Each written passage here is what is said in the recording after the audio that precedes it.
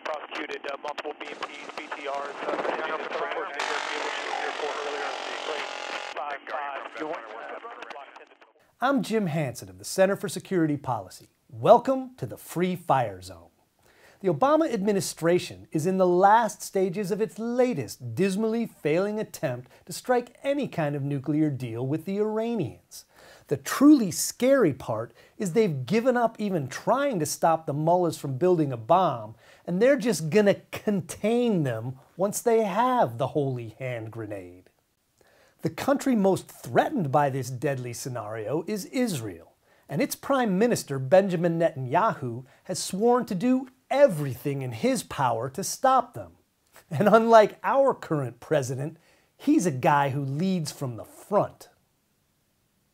Obama has already offered to basically look the other way and pretend the Iranians are just building some peaceful nuclear power plants, but he still can't get them to sign on the dotted line. And why should they?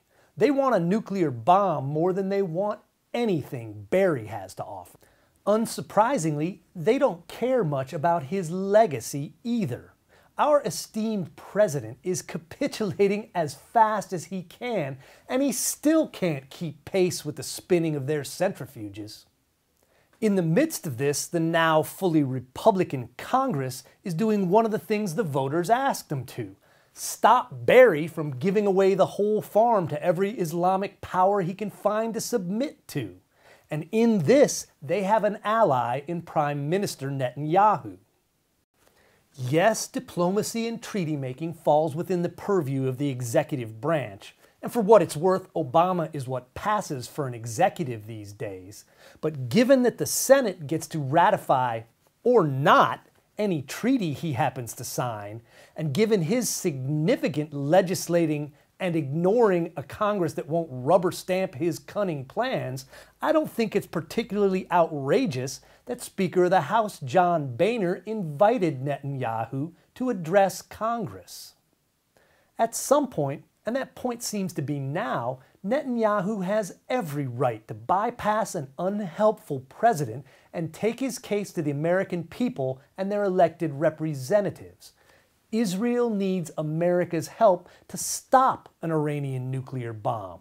Obama seems fine kicking that can down the road as long as the Iranians don't light up his final days in office with a mushroom cloud in the desert.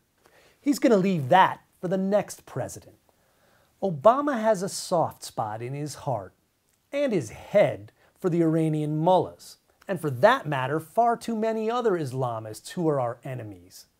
Israel is one of our true friends and allies, and like many other Americans, I eagerly await the truth to power their Prime Minister is going to speak.